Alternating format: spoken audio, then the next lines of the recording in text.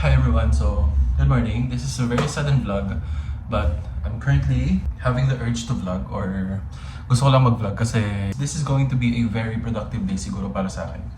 It's currently 9:32 and then at 11, may class kami. Pero anong gagawin ko? Bakit nakabihis na ako? Pupunta ako sa cafe, which by the way, I will not order any drink.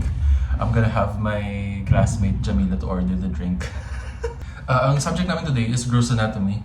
Nasa topic na kami ng face and neck. So, last week we were done with 2 weeks ago skull and then 1 week ago tapos na kami sa face and oral region. And later, I think we will be discussing about the ears. In the afternoon, magkakaroon kami ng dissection sa anatomy lab. So, that's going to be fun. I'm really looking forward. Alam nyo, it's always very fun dissecting cadavers. Is that a weird thing to say? Fun siya.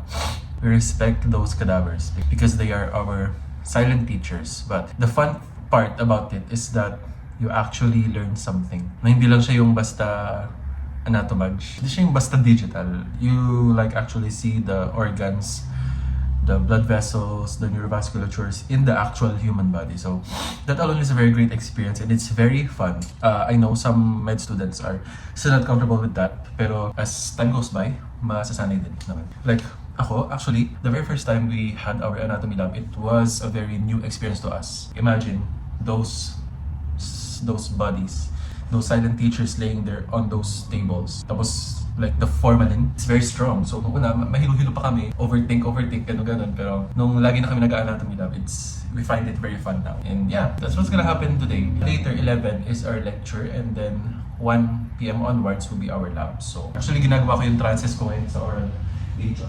I agree, I would say, during anatomy, so of course, our dissecting kit is this one. Nalagay sa Shopee. And siya, ganyan yung tsura niya. And then, I also read gloves. Since sa full section, we share one box of glove. Pero ngayon, like, super konti lang, hindi ako nagagamit ito. Bibili lang ng bag. Every time nagkakaroon kami ng lab, we have to make sure that our atlas is open to correctly identify the stuff na kailangan namin i-identify. This one, the lab gown, kasi it's going to be very formalin-ish. Like, you have to wear lab gown para hindi dumikit sa uniform. And I always make sure to be plastic because bakit mo ilalagay, bakit mo ihalo sa malinis na gamit sa bag mo yung lab gown mo na amoy formalin. Prepare ko lang to, I'll be back. Inisip ko mag-ayos pa ako ng mukha. Wala naman hindi naman kailangan ayusin kasi wala tayong magagawa. Anyway, so be having my breakfast. Yung breakfast ko ngayon ay this hopya. And of course, sa mga incoming medicine students, you have to prepare yourself with the cadavers. If you're going to enroll in a school na nag-utilize ng cadavers so much, you have to prepare yourself for that, especially if hindi ka sanay sa amoy ng formalin or hindi ka sanay makita ng dead body. And of course, good luck for those who are taking NMAT. So si Ralph, nag-take siya currently ng NMAT. And good luck and God bless. Praying for all of those NMAT takers out there. And I hope you entered to the school na gusto nyong mapasukan for your future. Hope, yeah. I just realized, hindi ako makainom ng gamot dito kasi wala ng tubig. Wala na yan siya. They could describe everything with one single word. You know, like boba tea, gnarly, Tesla, gnarly, fried chicken, running over the hills. This song, oh my god, the new beat. Oh my god, is this real? Oh, ano? What if i-title ko ang vlog na to na Med School Gnarly? Anyways guys, I'm gonna go now. Gotta waste no time.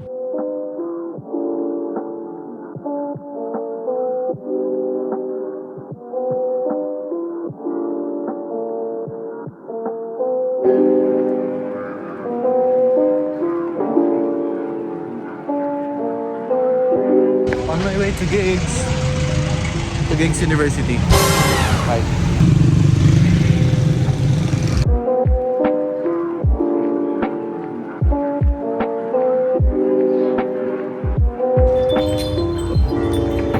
Morning. Isa pong Ice Americano.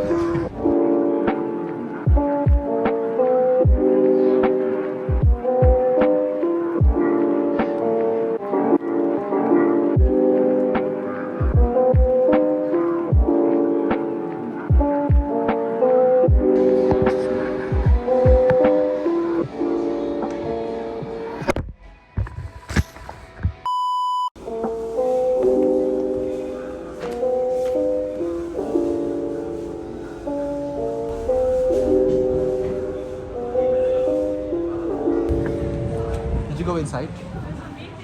Huh? There's a meeting? Oh, really? Okay, wait. May meeting daw. Alam mo ba nag-vlog ulit ako? Hi Kyle! Say hi to the vlog. Nasaan si Joanna? Ha? Kasama siya? Ah, paligsahan! Paligsahan pala yan. And Matt ni Ralph na yun. Yes. I trust Ikaw solve ka na eh. Hi ka sa vlog. Hoy, hi ka sa vlog. Wait, hindi ako maganda. So this is another day in the life. Maybe a productive life of a medicine student. LNU, FQD, MF. What does MF mean?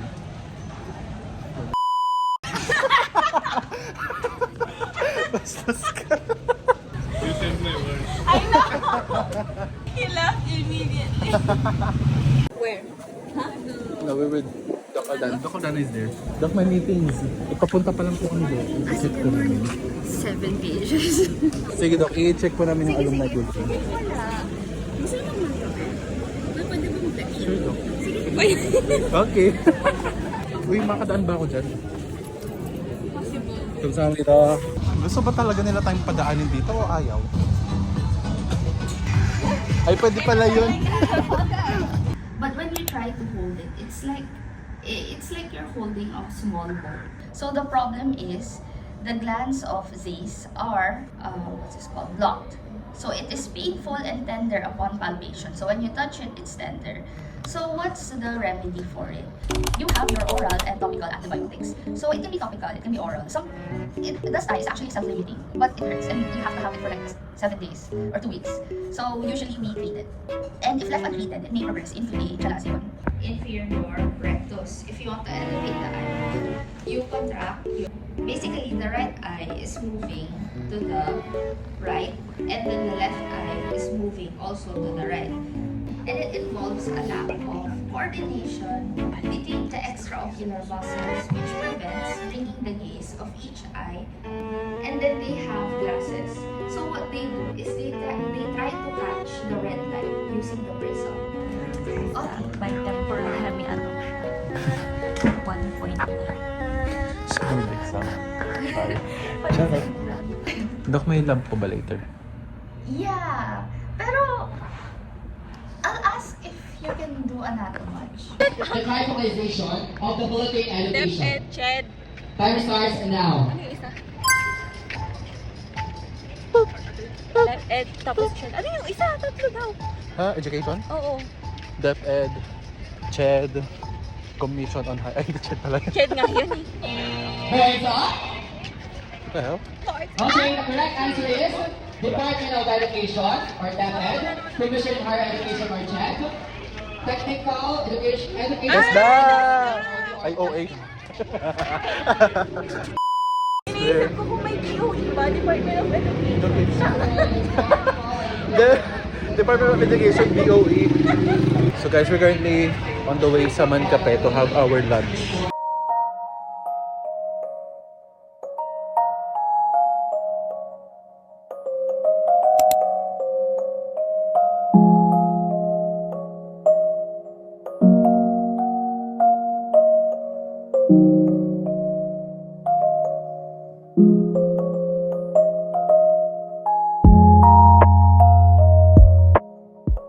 We're going to the anatomy lab.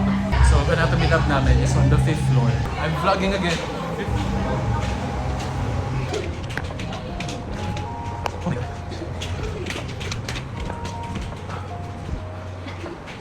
Yung pagod ko parang yung ginagin ko nung Monday. Nag-dissect kami ng... Ano ba? Oo. Hindi, meron na. Muscles. May nakahiwalay na. Pero natakot ako last time kasi Hindi namin siya makakakita sa vlog, unfortunately. Bawal kasi, bawal. We have to respect the silent pictures. Gusto ko yung last week. Last week nag-lab kami for the skull. Tapos nilagari yung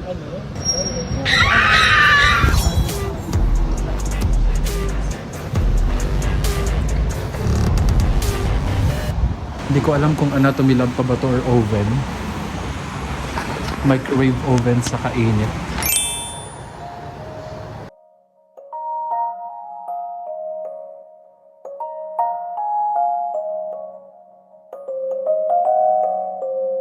Maglalab muna kami guys.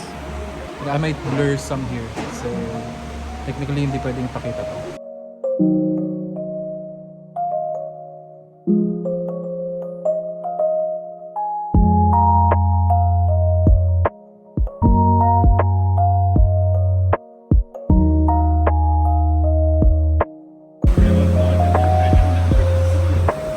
Kailangan mo siyang kausap.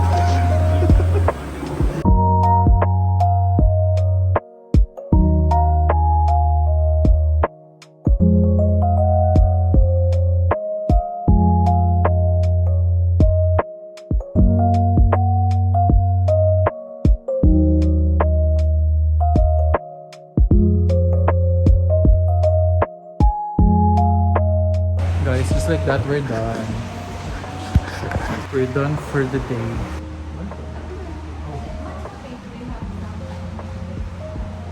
At pabalik kami sa Mancape where we had our lunch para mag-study nung topics kanina. And maybe tatapusin ko yung transas.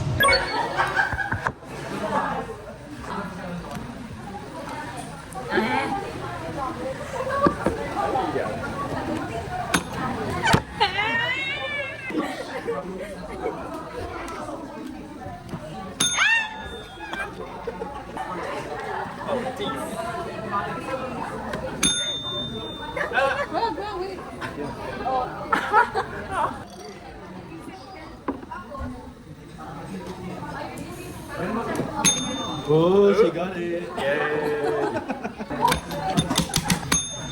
Back in the game. I wasn't even there to be back.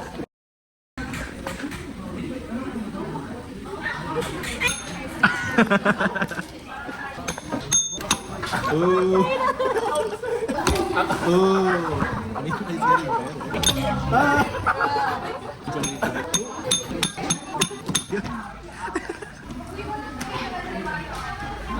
Oh.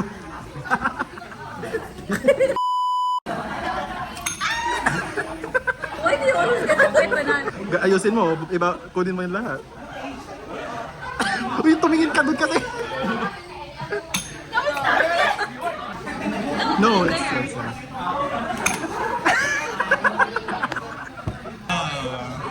Amina won. Yeah, 5th gen. iPad Air 5th Gen. Yung sa'yo. Pro. Say hi to the vlog. 3.5 mo, i-zoom out mo. Ay, pwede pala yun. Pwede pala yun. Ang hirap naman pag iPad kid ka, tapos magta-thirst trap ka, no? Like, it's so hard when you have an iPad and you're a thirst trapper, like...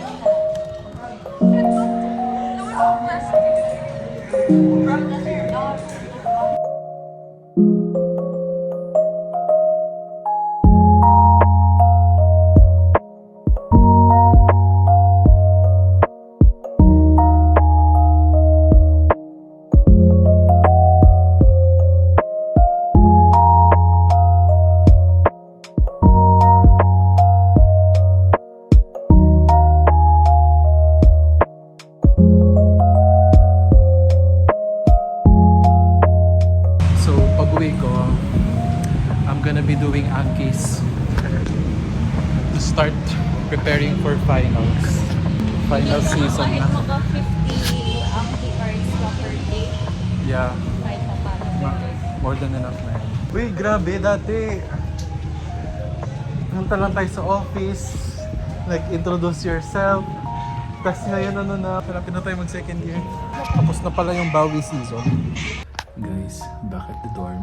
I think it's 6 p.m. It was a very full day of studying and learning sa med school. And now, just having the rest. And later, I'll start doing Anki's for preparation sa finals. So yeah, yun lang naman gagawin ko for tonight. This was a very productive day. Finals is like 3 weeks from now. So yeah, it's very nerve-wracking. That will determine if magsa-second year kami. Or hindi.